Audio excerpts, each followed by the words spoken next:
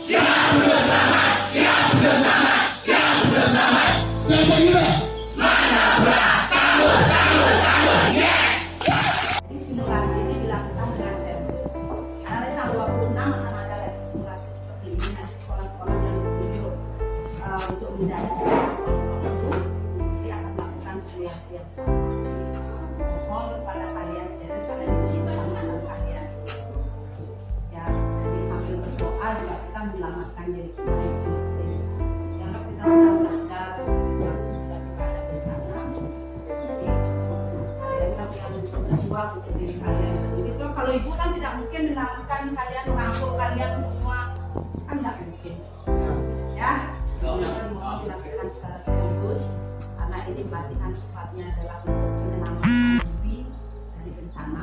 Ya, jadi tidak main-main ya. Ini kan karena baru latihan gitu ya, jadi oke, mudah-mudahan sukses.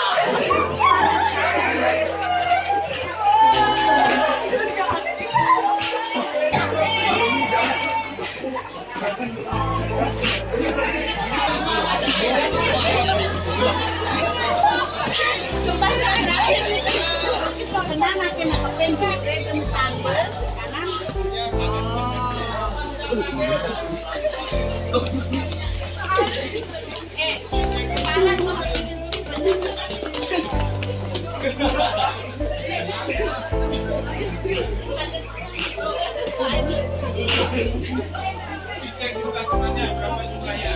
Berapa jumlahnya? Tiga.